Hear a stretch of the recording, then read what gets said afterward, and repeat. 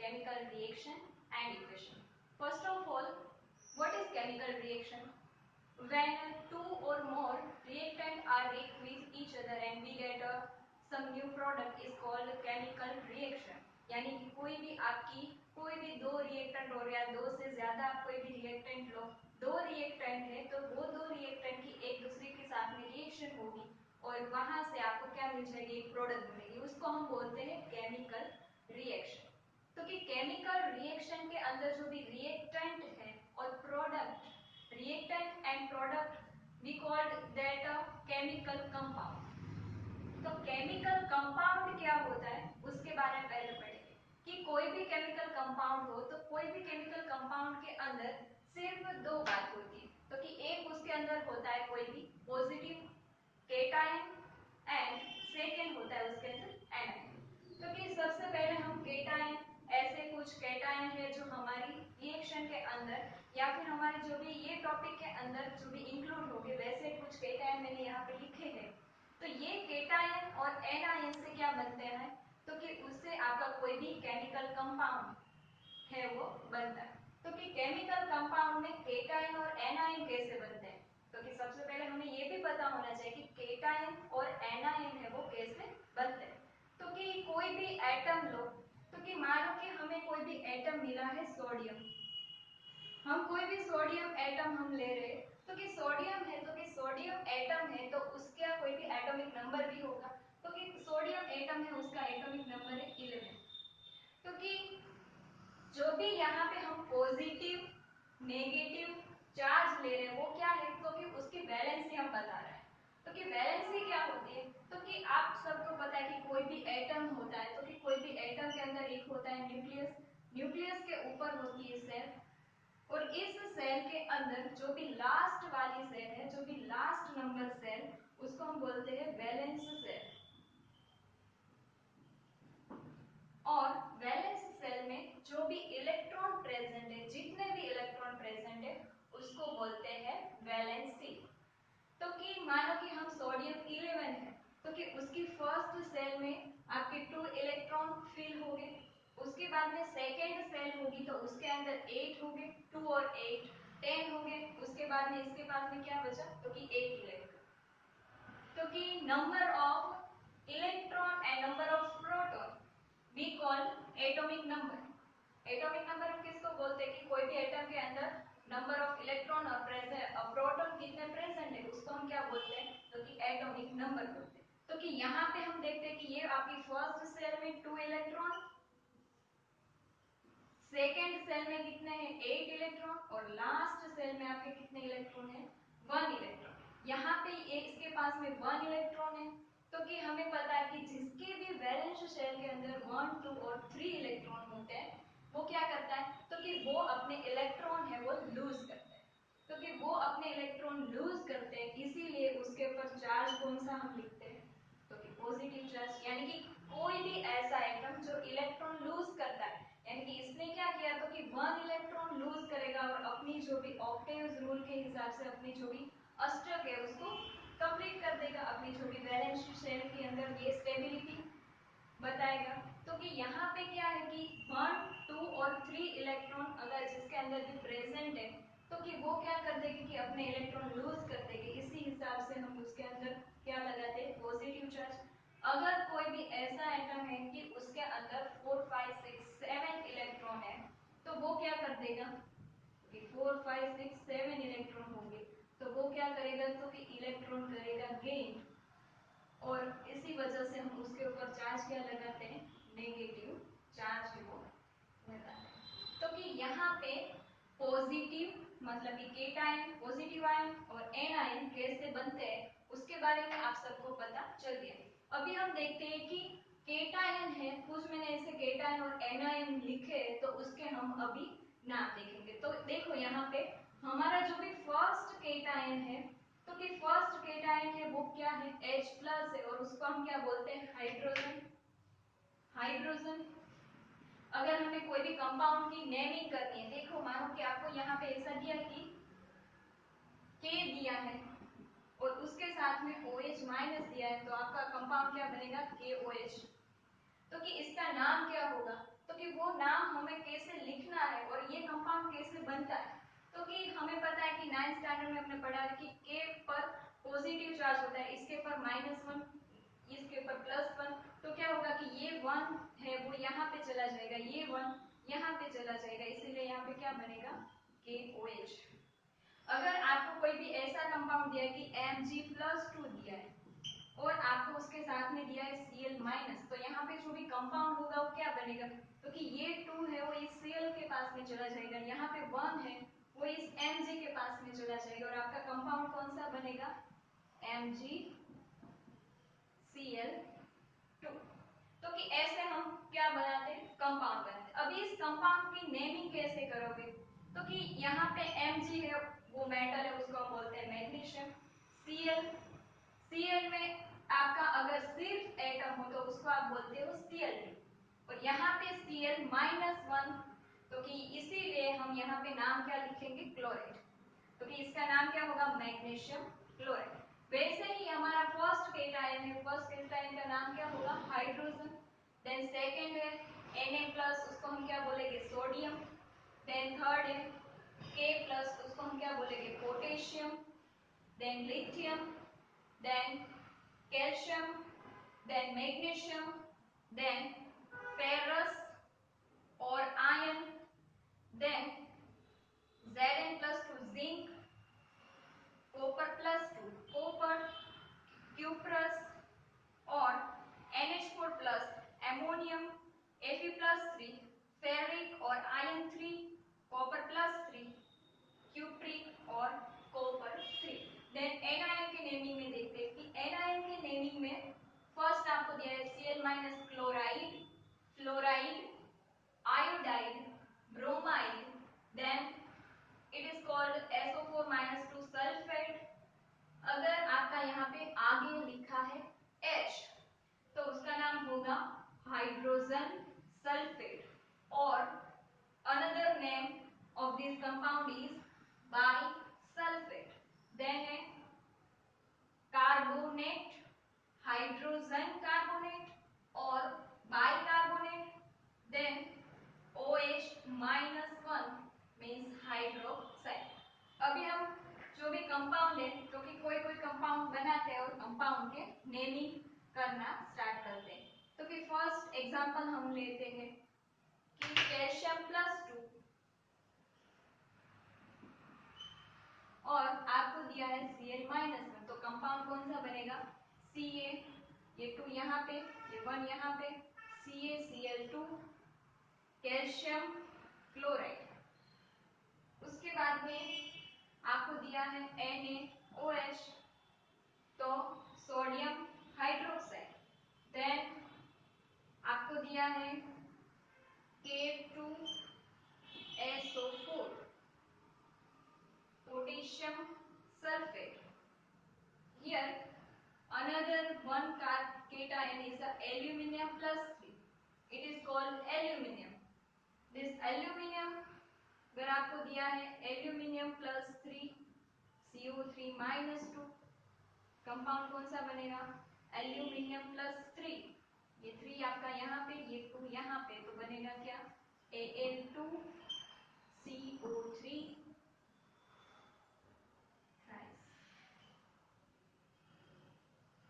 Naming क्या होगी aluminium carbonate.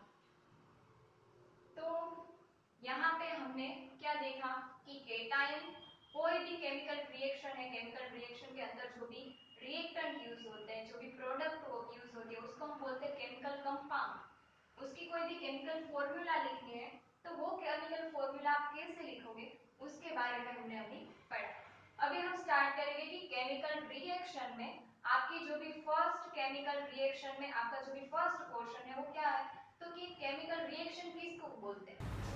चलो अब उसके बाद में हम केमिकल रिएक्शन के बारे में देखते हैं। तो कि केमिकल रिएक्शन कोई भी चीज़ हो तो उसको उसके अंदर कोई भी केमिकल रिएक्शन हो रही है तो वो कैसे हम बता सकते हैं कि जैसे कि यहाँ पे आपको 3 एग्जांपल मैंने दिए कि we respire, respiration means breakdown of the food, यानी कि बॉडी के अंदर के जो भी सेल होते हैं, सेल के अंदर ये आपका फूड है उसका ब्रेक डाउन होता है, उसको हम बोलते हैं रेस्पिरेशन। तो ये भी आपकी एक टाइप की केमिकल रिएक्शन ही है कि यहाँ पे जो भी स्मॉलर मॉलिक्यूल जो भी लार्जर मॉलिक्यूल है, तो लार्जर मॉलिक्यूल को स्मॉलर मॉलिक्यूल में हम कन्वर्ट करते हैं। यानी कि जो भी लार्जर मॉलिक्यूल है, मानो कि कार्बोहाइड्रेट है, फैट्स है, प्रोटीन्स है, तो उन सब को ब्रेक डाउन करके हम स्मॉलर मॉलिक्यूल में यहाँ पे कन्वर्ट कर रहे हैं, तो उसको हम क्या बोल रहे हैं कि रेस्पिरेशन बोलते हैं। तो यहाँ पे भी रेस्पिरेशन भी क्या है कि एक टाइप की केमिकल रिएक्शन ही है कि स्मॉलर मॉलिक्यूल में से लार्जर मॉलिक्यूल में से स्मॉलर मॉलिक्यूल में कन्वर्जन, तो उसको हम क्या बोलते हैं, तो कि उसको बोलते हैं यहाँ पे हम रेस्पिरेशन की प्रोसेस। यहाँ पे उसके बाद में फूड इज़ कुक्ड, तो कि फूड इज़ कुक्ड मतलब कि यहाँ पे आपका क्या होगा कि कोई भी फूड ले लो, तो कि फूड का आप कोई भी उसके अंदर जो भी मसाला है तो वो सब आप उसके अंदर डालते हो, तो यहाँ पे क्या हो रहा है कि आपका फूड है वो कुक होगा, तो उसमें थोड़ा सा कलर चेंज भी आपको यहाँ पे मिलेगा। उसके बाद में food gate digested in our body, तो कि यहाँ पे जो भी आपका फूड है, तो कि डाइजेशन हम किसको बोलते हैं, तो कि आपका जो भी लार्जर मॉलिक्यूल है, लार्जर मॉलिक्यूल को स्मॉलर मॉलिक्यूल में कन्वर्जन है, उसको हम क्या बोलते हैं, डाइजेशन बोलते हैं। तो कि डाइजेशन मतलब कि हमारी बॉडी के अंदर जो भी डाइजेशन हो रहा है उसको भी हम क्या बोल सकते हैं, तो कि केमिकल रिएक्शन बोलते हैं। तो कि मानो कि आप कोई भी Mg मतलब कि मैग्नीशियम की कोई भी पट्टी ले लो और मैग्नीशियम की पट्टी को रब करो और उसके बाद में उसको ऑक्सीजन के प्रेजेंस में हीट करोगे, तो आपको क्या मिलेगा, यहाँ पे वाइट कलर की यहाँ पे फ्लेम मिलेगी। यहाँ पे ये जो भी MgO मिल रहा है, तो कि जब भी कोई भी मैग्नीशियम की पट्टी को आप ऑक्सीजन की प्रेजेंस में जब हीट करते हो तो आपको वाइट कलर की फ्लेम मिलती है। और ये फ्लेम आपको क्यों मिलते हैं, तो कि Mg है, तो कि Mg ऑक्सीजन के साथ में रिएक्शन करता है हीट की प्रेजेंस में, और इसी वजह से आपको जो भी MgO मिल रहा है, तो कि मैग्नीशियम ऑक्साइड की वजह से ही इसकी जो भी आपको वाइट फ्लेम है वो मिलती है। तो कि यहाँ पे देखो, तो कि कोई भी केमिकल रिएक्शन के अंदर क्या होता है, तो कि कोई भी केमिकल रिएक्शन के अंदर एक तो आपका होता है रिएक्टेंट के बाद में एक आपकी ये एरो क्या बताता है, तो कि एरो मतलब कि डायरेक्शन ऑफ रिएक्शन। कोई भी रिएक्शन की डायरेक्शन हमें बतानी है, तो कि ये रिएक्शन रिएक्टेंट से लेके प्रोडक्ट तक जा रही है, तो यहाँ पे हम डायरेक्शन बताने के लिए यहाँ पे हम एरो का यूज़ करते हैं, और एक साइड पे आपका क्या मिलता है, प्रोडक्ट मिलती है। उसके बाद में केमिकल रिएक्शन हम किसको कहते हैं, तो कि कोई भी ऐसी चीज़ हो जिसमें चेंज इन स्टेट, यानी कि कोई भी लिक्विड स्टेट का मैटर है उसको गैसियस स्टेट में कन्वर्ट होता है। उसके बाद में चेंज इन कलर, यानी कि कोई भी रिएक्शन के अंदर कलर भी, कोई भी चीज़ के अंदर कलर चेंज हो रहा हो। उसके बाद में evolution of gas, then change in temperature. तो इस सभी रिएक्शंस है, तो कि ये सभी को हम क्या बोलते हैं, केमिकल रिएक्शन। तो कि chemical reaction are takes place if the change in state, change in color, then evolution of gas, and then change in temperature.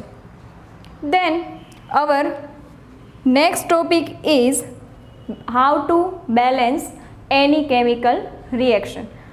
Then we start our next topic, how to balance any chemical equation. If you have this chemical equation, the first rule of to balance any chemical equation is that step number 1, draw the box around the each formula। यानी कि first step में आपको क्या करना है कि जो भी आपको फॉर्मूला दी है, तो कि आपको जो भी केमिकल रिएक्शन दी है उस केमिकल रिएक्शन के अंदर आपको जो भी केमिकल फॉर्मूला है, केमिकल कंपाउंड है, उसके आगे आपको क्या बना देना है, बॉक्स बनाना है। तो हम यहाँ पे इस फर्स्ट रिएक्शन के अंदर हम सभी एलिमेंट पर बॉक्स बनाते हैं।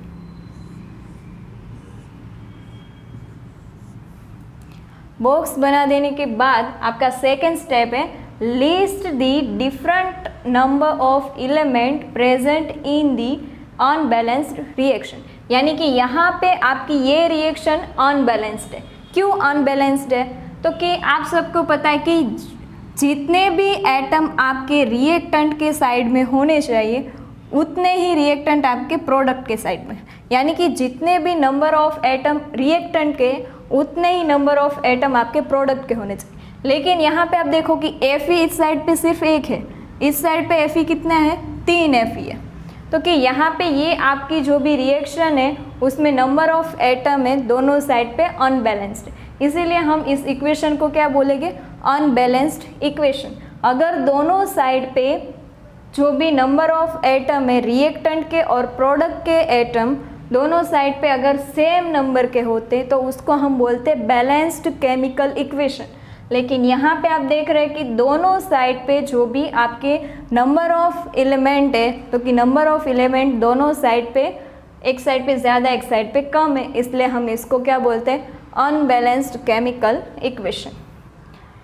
उसके बाद में आपको इसका लिस्ट बनाना है। तो कि फर्स्ट हम कोई भी केमिकल रिएक्शन में मेटल से स्टार्ट करते हैं। यहाँ पे मेटल हमारी है Fe। उसके बाद में सेकंड कहाँ से स्टार्ट करेंगे, ऑक्सीजन से। नॉन मेटल से स्टार्ट करते हैं, लेकिन ऑक्सीजन के अलावा और कोई नॉन मेटल है नहीं, तो यहाँ पे ऑक्सीजन, और उसके बाद में लिस्ट करेंगे हाइड्रोजन की। तो यहाँ पे हम देखते हैं कि रिएक्टेंट के साइड में कितने नंबर ऑफ एटम है और प्रोडक्ट के साइड में आपके कितने नंबर ऑफ एटम है, उसके बारे में देखते हैं। तो यहाँ पे आपका नंबर ऑफ एटम Fe इस साइड पे 1 है, रिएक्टेंट की साइड पे, प्रोडक्ट की साइड पे 3 है। उसके बाद में ऑक्सीजन, तो कि ऑक्सीजन एक साइड पे 1 ही है, यहाँ पे रिएक्टेंट की साइड पे कितना है, 1, प्रोडक्ट की साइड में कितने हैं ऑक्सीजन, तो कि 4।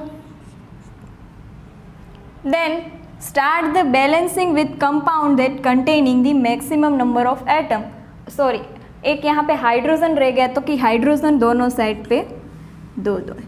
तो कि आपका थर्ड स्टेप है start the balancing with the compound that containing the maximum number of atom. यानी कि आप जब भी बैलेंसिंग स्टार्ट करो तब आपको कहाँ से स्टार्ट करना है, तो कि जो भी ऐसा एटम है जिसका मैक्सिमम नंबर ऑफ एटम यहाँ पे प्रेजेंट है।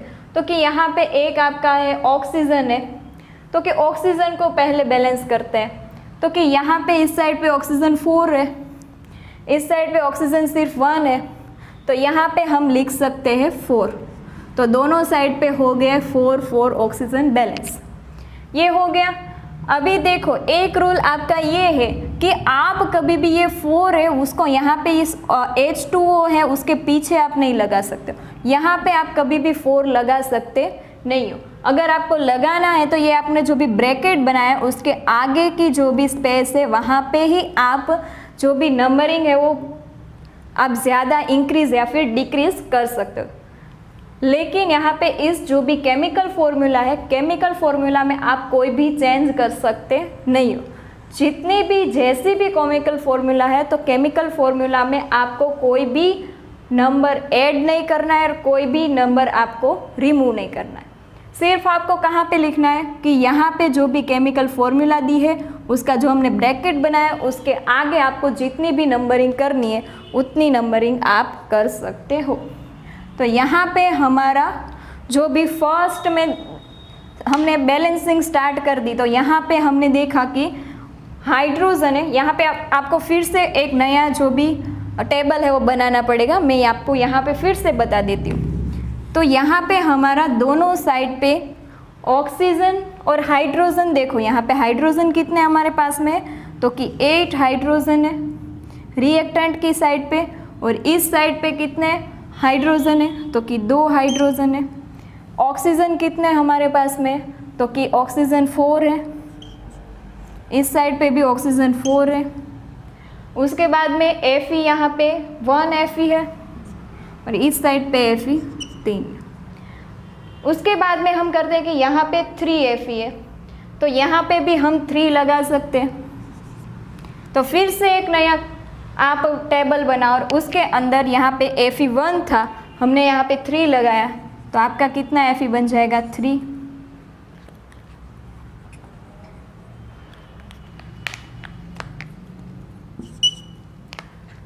अभी हम देखते हैं कि दोनों साइड पे क्या क्या ऐड हुआ है। तो 3 Fe है, 3 Fe, प्रोडक्ट की साइड पे 3 Fe, 4/2 8 हाइड्रोजन, यहाँ पे ये 4 है ये 2 है, तो आप क्या लिखोगे 4/2। 4/2 यहाँ पे कितने हैं, 8 हाइड्रोजन है। इस साइड पे हाइड्रोजन देखते तो यहाँ पे हाइड्रोजन 2 है। ऑक्सीजन कितने हैं इस साइड पे, तो कि ऑक्सीजन यहाँ पे इस साइड पे 4 ऑक्सीजन है, यहाँ पे भी 4 ऑक्सीजन। ये हमारा थर्ड वाला टेबल बन गया। अभी फोर्थ वाले टेबल में एक ही एटम हमारे पास में अनबैलेंस्ड है, वो कौन सा है, हाइड्रोजन। तो कि हाइड्रोजन यहाँ पे 8 है और यहाँ पे अगर हम 4 लगा दें तो यहाँ पे हो जाएगा 8। तो यहाँ पे हम लगा देंगे 4, तो 4/2 कितना हो गया, तो कि 8। तो हम यहाँ पे ये लास्ट हमारा जो भी टेबल है वहाँ पे हम लगा देंगे 8। अभी हम देखते हैं लास्ट आपका स्टेप में क्या करना है कि फिर से जो भी आपने बैलेंसिंग किया है वो उसको फिर से बैलेंस, यानी कि फिर से देख लो कि कोई भी अनबैलेंस तो नहीं है। तो कि पहले हम देखते हैं कि 3Fe 3Fe 3Fe, यहाँ पे 4/2 8 hydrogen, 4/2 8 hydrogen, then 4 oxygen 4 oxygen, ये आपका है 4 ऑक्सीजन। तो यहाँ पे सभी साइड पे बैलेंस्ड है। अभी इस रिएक्शन के अंदर गैसियस स्टेट में कौन सा है और लिक्विड स्टेट में कौन सा है और एक्वियस स्टेट में कौन सा है, उसके बारे में आपको सिर्फ बताना है।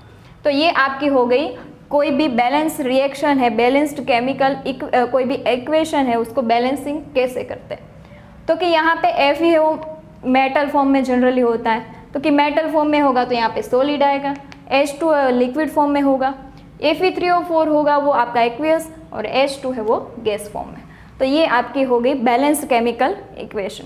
तो कि कोई भी इक्वेशन को आप बैलेंस कैसे कर सकते हो उसके बारे में हमने देखा है। अभी हम देखते हैं कि उसके बाद में अगर हम कोई इसके अलावा कोई भी दूसरा आपको केमिकल इक्वेशन दिया होगा तो उस केमिकल इक्वेशन को हम कैसे बैलेंस करते हैं उसके बारे में हम देखते हैं। Then here we have 2 example and अभी हम इसको बैलेंस करेंगे। तो कि फर्स्ट रिएक्शन में आपको दिया है H2 + Cl2, वहाँ पे आपको HCl मिल रहा है। तो कि यहाँ पे आप सबसे पहले क्या करोगे, तो कि सबसे पहले बॉक्स बनाओगे सबके आगे। उसके बाद में बॉक्स बनाने के बाद आप क्या करोगे, तो कि बॉक्स बनाने के बाद आप जो भी ऐसा एक कोई भी एटम ले लोगे कि उसके अंदर क्या होगा कि सबसे ज़्यादा जो भी नंबर ऑफ एटम उसके अंदर प्रेजेंट होंगे। तो यहाँ पे H2 है Cl2 है, दोनों के अंदर सेम ही है। तो कि यहाँ पे इस साइड पे देखो कि 2 हाइड्रोजन है, यहाँ पे 2 Cl है। तो कि यहाँ पे आपको HCl मिल रहा है वो सिर्फ एक ही है, यहाँ पे 2 हाइड्रोजन, यहाँ पे 1, यहाँ पे 2 क्लोरीन, यहाँ पे 1 क्लोरीन। अगर हम यहाँ पे सिर्फ 2 लगा देते तो आपकी जो भी रिएक्शन है वो पूरी बैलेंस हो जाएगी। H2 + Cl2 2HCl। तो कि 2 हाइड्रोजन 2 हाइड्रोजन 2 क्लोरीन 2 क्लोरीन, यहाँ पे हो गई बैलेंस रिएक्शन। उसके बाद में सेकेंड नंबर की हमारी जो भी रिएक्शन है उसमें अंदर दिया है कि BaCl2 barium chloride, then aluminium sulphate, then barium sulphate and aluminium chloride. ये आपकी प्रोडक्ट है, ये आपकी रिएक्टेंट है। और ये आपको क्या बताता है, तो कि डायरेक्शन ऑफ रिएक्शन। यहाँ पे आपका बेरियम देखते कि बेरियम कितने, यहाँ पे एक साइड पे 1 है, एक साइड पे 1 है। तो कि हमें कोई भी रिएक्शन जल्दी से करनी है, हमें ऐसा तो नहीं है कि सभी रिएक्शन के अंदर हमें बॉक्स बना के बुक के अंदर जैसा दिया है वैसा ही हमें लिखना पड़ेगा। कि अगर आपको MCQ के अंदर दे दे कोई भी रिएक्शन, सिंपल सी रिएक्शन दे दे, तो उसके अंदर आपको क्या करना है कि सबसे पहले आप कोई भी मेटल, उसके बाद में नॉन मेटल, ऑक्सीजन के अलावा कोई भी नॉन मेटल ले सकते हो, उसके बाद में ऑक्सीजन और हाइड्रोजन, इन 4 को पहले बैलेंस कर दो तो आपकी पूरी रिएक्शन हो जाएगी बैलेंस। अभी हम मेटल है तो मेटल यहाँ पे कौन सा है, बेरियम, बेरियम दोनों बैलेंस ही है। नॉन मेटल कौन सी है, यहाँ पे ऑक्सीजन के, यहाँ तो यहाँ पे हमारे पास में देखो 2 मेटल है। तो कि यहाँ पे एक मेटल हमने बैलेंस कर दी, दूसरी मेटल कौन सी है, यहाँ पे 2 एल्यूमिनियम है। तो यहाँ पे हम क्या लगा देंगे, 2 एल्यूमिनियम। तो कि 2 एल्यूमिनियम हमने यहाँ पे लगा दिया, तो यहाँ पे 2 एल्यूमिनियम बैलेंस हो गई। तो कि मेटल फिर से हम देखते कि बेरियम भी बैलेंस तो है ना पहला, तो कि बेरियम बैलेंस है, 2 एल्यूमिनियम भी बैलेंस्ड है। उसके बाद में हम लेते हैं नॉन मेटल। तो कि नॉन मेटल ऑक्सीजन के अलावा हमारे पास में है सल्फर। तो कि यहाँ पे 3 सल्फर है, देखो ये एक S और यहाँ पे थ्राइस करके बाहर लिखा है, मतलब कि यहाँ पे टोटल सल्फर हमारे कितने 3 है। इस साइड पे सल्फर कितने हैं, तो कि यहाँ पे सल्फर सिर्फ एक है, तो यहाँ पे हम कितना लिखेंगे 3, तो कि दोनों साइड पे सल्फर भी बैलेंस हो गए। अब पहले फिर से, तो कि हमने पहले क्या किया था, तो कि पहले बेरियम, उसके बाद में एल्यूमिनियम, उसके बाद में लिया था सल्फर, तो कि सल्फर दोनों साइड पे बैलेंस है। अभी फिर से ऊपर जाना है, ये इसका हो जाए, फिर से ऊपर जाना है आपको, तो कि सल्फर है, तो कि सल्फर 3 बैलेंस है। एल्यूमिनियम 2 बैलेंस्ड है। उसके बाद में है आपकी, तो कि बेरियम यहाँ पे 1 बेरियम, यहाँ पे 3 बेरियम, तो फिर से आप क्या लिखोगे यहाँ पे 3। तो उसके बाद में आपके पास में क्या बचा, हाइड्रोजन, तो हाइड्रोजन हमारी रिएक्शन के अंदर नहीं है, तो उसको हम बैलेंस करेंगे नहीं। तो कि एक ऑक्सीजन बचा है, तो कि ऑक्सीजन यहाँ पे बैलेंस करते हैं, तो कि 4/3 मीन्स 12। यहाँ पे हमारे पास में ऑक्सीजन है 12, इस साइड पे ऑक्सीजन कितने हैं, तो कि 4/3 12 ऑक्सीजन 12 है। अभी हम सबको बैलेंस करते हैं, लास्ट हमारा जो भी पोर्शन है उसमें हम सभी जो भी metal, non metal, oxygen, hydrogen जो भी हमारे रिएक्शन के अंदर प्रेजेंट है उस सबको बैलेंस करेंगे। तो कि फर्स्ट में देखो बेरियम है, तो कि 3 बेरियम, देन एल्यूमिनियम, तो aluminium 2 aluminium, then sulphur 3 sulphur, यहाँ पे भी 3 सल्फर, देन ऑक्सीजन 4/3 12 ऑक्सीजन, यहाँ पे भी 3/4 12 ऑक्सीजन। तो यहाँ पे आपकी रिएक्शन हो गई पूरी बैलेंस। यानी कि कोई भी आपको केमिकल रिएक्शन दी हो तो उस केमिकल रिएक्शन को आप इसी पोजीशन में, पहले मेटल में 2 मेटल है तो कोई भी एक मेटल ले लो, उसके बाद में सेकेंड वाली मेटल लो। नॉन मेटल में भी 2 है, ऑक्सीजन के अलावा की नॉन मेटल लेनी है तो वहाँ पे भी 2 नॉन मेटल है, तो पहले आप पहली वाली कोई भी आप चूज़ कर सकते हो, उसके बाद में ऑक्सीजन और हाइड्रोजन। ऐसे आप रिएक्शन बैलेंस करोगे तो आपको फटाफट रिएक्शन बैलेंस हो भी जाएगी। और एमसीक्यू के अंदर आपको बैलेंस रिएक्शन पूछा है तो आप जल्दी से इस तरह से बैलेंस रिएक्शन कर सकते हो। तो कि आप कोई भी रिएक्शन को बैलेंस करनी है तो सबसे पहले उसमें मेटल को बैलेंस करोगे। 2 मेटल यहाँ पे दी है तो कि पहले फर्स्ट वाली करो, उसके बाद में सेकेंड। देन यहाँ पे नॉन मेटल है तो नॉन मेटल ऑक्सीजन के अलावा, यहाँ पे ऑक्सीजन पे मेटल अलावा एक नॉन मेटल दी है सल्फर, तो कि हमने सल्फर को बैलेंस किया। वैसे ही कोई रिएक्शन के अंदर क्लोरीन होगा, यहाँ पे हमने दिया है क्लोरीन, तो क्लोरीन को non metal as a non metal consider करके बैलेंस कर दो। उसके बाद में ऑक्सीजन को बैलेंस करो और लास्ट में आपको क्या करना है, हाइड्रोजन को बैलेंस करना है। तो इस तरह से आप कोई भी रिएक्शन है उसको ईजीली आप बैलेंस कर पाते हो। उसके बाद में अभी हम देखते हैं कि केमिकल रिएक्शन है, तो कि केमिकल रिएक्शन कितने टाइप की है, तो कि 4 टाइप की केमिकल रिएक्शन है। तो कि केमिकल रिएक्शन में फर्स्ट रिएक्शन आपकी है combination reaction, then decomposition reaction, then displacement reaction, then double displacement reaction and last oxidation reduction, और आपका चैप्टर खत्म। कि हमारा उसके बाद का पोर्शन है केमिकल रिएक्शन। केमिकल रिएक्शन के अंदर हमारी फर्स्ट रिएक्शन है कॉम्बिनेशन रिएक्शन, देन हम पढ़ेंगे decomposition reaction, then displacement, double displacement reaction, oxidation reaction and reduction reaction. First है हमारी कॉम्बिनेशन रिएक्शन। कॉम्बिनेशन किसको कहेंगे कि जो भी ऐसी रिएक्शन हो कि जिसके अंदर 2 रिएक्टेंट हो, 2 रिएक्टेंट एक दूसरे के साथ में कंबाइन हो के सिर्फ एक ही प्रोडक्ट बनाता। As for example as we take A plus B and we get C। यहाँ पे आप क्या ले रहे हो, तो कि रिएक्टेंट हमारे पास में 2 है, तो कि 2 और 2 से ज़्यादा रिएक्टेंट एक दूसरे के साथ में कंबाइन हो रहे हैं और आपको प्रोडक्ट क्या मिल रही है, सिर्फ एक। यानी कि 2 और 2 से ज़्यादा रिएक्टेंट एक दूसरे के साथ में कंबाइन होते हैं और कंबाइन होकर सिर्फ एक ही प्रोडक्ट आपको मिलती है, तो उस रिएक्शन को आप क्या बोलोगे, उस रिएक्शन को आप बोलोगे combination reaction.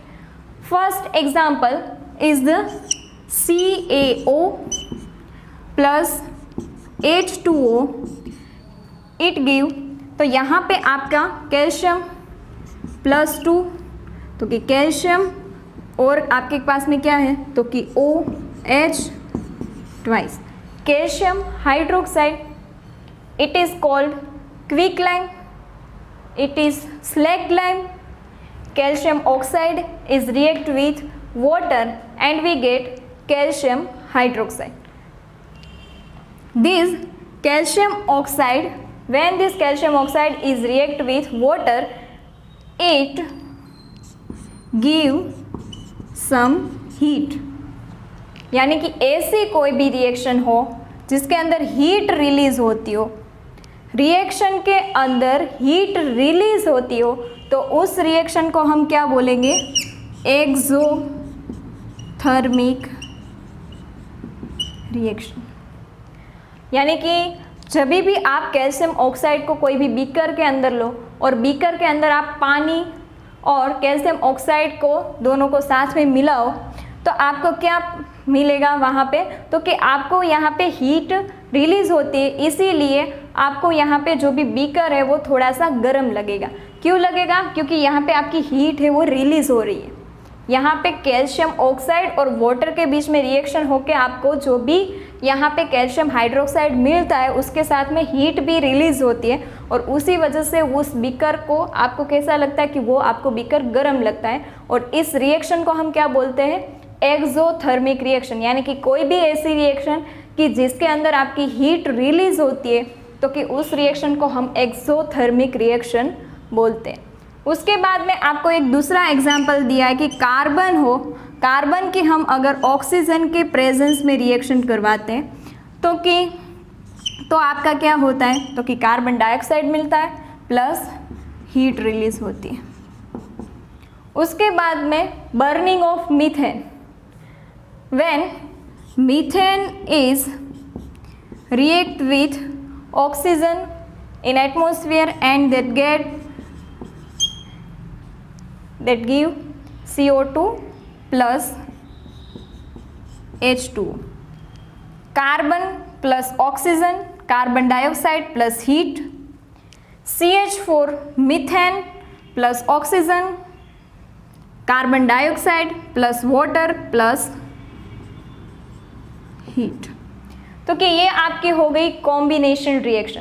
Combination reaction means दो रिएक्टेंट और दो से ज़्यादा रिएक्टेंट एक दूसरे के साथ में कंबाइन होते हैं और आपको सिर्फ एक ही प्रोडक्ट मिलती है, तो कि उसको बोलते हैं कॉम्बिनेशन रिएक्शन। कि कैल्शियम ऑक्साइड है, कैल्शियम ऑक्साइड का दूसरा नाम है क्विक लाइम। कि कैल्शियम ऑक्साइड जब भी वाटर के साथ में रिएक्शन करेगा तो आपको देगा calcium hydroxide. Calcium hydroxide plus आपको हीट प्रोड्यूस होगी। ऐसी कोई भी रिएक्शन जहाँ पे हीट रिलीज होती है, हीट प्रोड्यूस होती है, तो उस रिएक्शन को आप क्या बोलोगे? Exothermic reaction. उसके बाद में बर्निंग ऑफ कार्बन। तो कि कार्बन है जब ऑक्सीजन के प्रेजेंस में बर्न होता है, तो कि उसकी वजह से आपको क्या मिलता है? कार्बन डाइऑक्साइड और हीट रिलीज होती है। तो ये भी आपकी एक्सोथर्मिक रिएक्शन है। यानी कि यहाँ पे आपको क्या? तो कि हीट रिलीज हो रही है, इसलिए इस रिएक्शन को हम क्या बोलेंगे? Exothermic reaction. उसके बाद में है burning of methane. It is also called natural gas. When this natural gas is react with oxygen and we get carbon dioxide, water and releasing of heat, यहाँ पे भी हीट रिलीज होती है, इसलिए इस रिएक्शन को भी हम क्या बोलेंगे? Exothermic reaction. तो कि ये आपकी एक रिएक्शन में ही दो रिएक्शन के एग्जाम्पल है, यानी कि इस रिएक्शन को एक्सोथर्मिक रिएक्शन भी बोलते हैं, कॉम्बिनेशन रिएक्शन भी बोलते हैं। उसके बाद में आपको एक दिया है तो कि रेस्पिरेशन की प्रोसेस। तो कि मैंने अभी आपको बताया कि रेस्पिरेशन की प्रोसेस किसको बोलते हैं। तो कि उसके बाद में हमारा है कि रेस्पिरेशन की प्रोसेस के अंदर भी कौन सी रिएक्शन होती है? कि एक्सोथर्मिक की रिएक्शन होती है। जैसे कि हम कोई भी हमारा जो भी बायोमोलिक्यूल है, तो कि कार्बोहाइड्रेट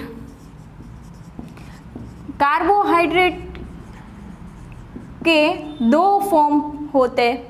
कार्बोहाइड्रेट एक तो आपके स्टार्च के फॉर्म में प्रेजेंट होता है और एक तो कि शुगर के फॉर्म में प्रेजेंट होता है। और ऐसा कोई भी फूड कि जिसके अंदर कार्बोहाइड्रेट हो, ऐसे फूड के नाम अगर आपको कोई पूछे तो वो कौन सा है? तो कि वीट, उसके बाद में राइस, देन है आपकी कैन शुगर, देन आपका potato, sweet potato, then watermelon, mango.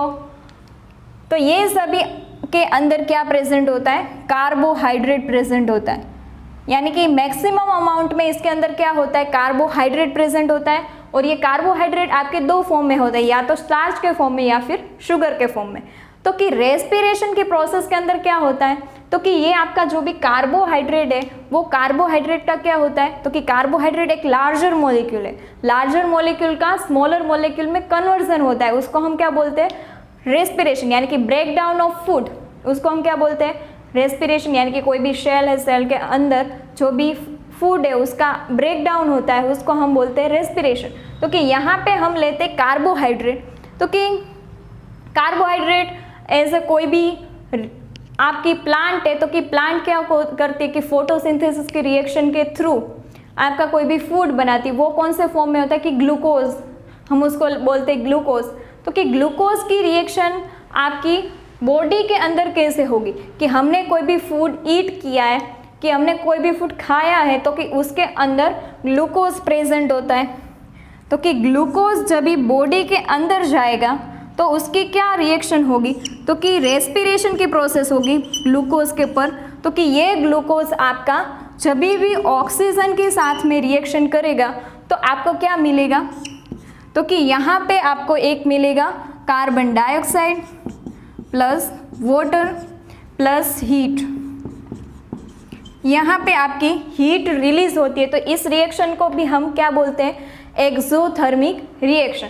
ये आपके कॉम्बिनेशन रिएक्शन के अंदर दिया है। तो कि यहाँ पे ये आपका क्या है? ग्लूकोज की फॉर्मूला है। ग्लूकोज जब ऑक्सीजन के साथ में आपकी बॉडी के अंदर जब भी रिएक्शन होती है, यानी कि रेस्पिरेशन की प्रोसेस होती है, तब क्या करता है कि ग्लूकोज ऑक्सीजन के साथ में रिएक्शन करके आपको क्या मिलता है? तो कि CO2 कार्बन डाइऑक्साइड रिलीज होता है, वाटर और ये हीट है वो रिलीज होती है।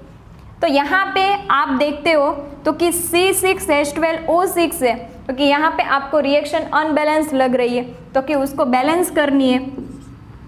तो ये आपकी रिएक्शन हो गई बैलेंस्ड। तो मैंने आपको बैलेंस रिएक्शन करने के जो भी रूल्स है वो भी बताए, उस हिसाब से आप करोगे तो भी ये रिएक्शन हो जाएगी बैलेंस। तो कि हमने अब तक जो भी देखा उसके अंदर कॉम्बिनेशन रिएक्शन में जो भी फर्स्ट हमने देखा कि कैल्शियम ऑक्साइड है, तो कि कैल्शियम ऑक्साइड की वाटर के साथ में रिएक्शन होकर कैल्शियम हाइड्रोक्साइड मिल रहा था। उसके बाद में कार्बन की ऑक्सीजन के साथ में रिएक्शन होकर आपको क्या मिल रहा था? तो कि कार्बन के ऑक्सीजन के साथ में रिएक्शन होकर carbon dioxide. Then CH4 methane है, मीथेन की वाटर के साथ में रिएक्शन होती है, तो कार्बन डाइऑक्साइड और वाटर और हीट यहाँ पे सभी रिएक्शन के अंदर रिलीज होती है। तो कि एक्सोथर्मिक रिएक्शन किसको बोलते हैं? तो कि ऐसी रिएक्शन जिसके अंदर हीट रिलीज होती है उस रिएक्शन को हम क्या बोलते हैं? Exothermic reaction. तो कि यहाँ पे आपकी जो भी बॉडी के अंदर रेस्पिरेशन की प्रोसेस होती है, तो कि रेस्पिरेशन हम किसको कहते हैं? तो कि ब्रेक डाउन ऑफ फूड, उसको हम क्या बोलते हैं? रेस्पिरेशन। यहाँ पे हमने लिया है कार्बोहाइड्रेट एज अ बायोमोलिक्यूल। तो कि कार्बोहाइड्रेट हमारे दो फॉर्म में प्रेजेंट होता है, स्टार्च और शुगर के फॉर्म में। व्हीट है, राइस है, कैन शुगर है, वाटरमेलन, मैंगो, इन सब में कार्बोहाइड्रेट प्रेजेंट होता है हायर अमाउंट में। तो कि ग्लूकोज है, तो कि रेस्पिरेशन के प्रोसेस के अंदर क्या होता है कि ग्लूकोज है वो बॉडी के अंदर का ऑक्सीजन है उसके साथ में रिएक्शन करता है। तो कि ये आपका फूड पार्टिकल है, तो कि ये फूड पार्टिकल ये लार्जर मॉलिक्यूल है। ये कौन सा है? लार्जर मॉलिक्यूल है। उसका कन्वर्जन किसके अंदर होता है? तो कि स्मॉलर मॉलिक्यूल के अंदर। तो कि यहाँ पे CO2, H2 और हीट रिलीज होती है, और ये रिएक्शन भी आपकी एक्सोथर्मिक रिएक्शन है, उसका ही एग्जाम्पल है।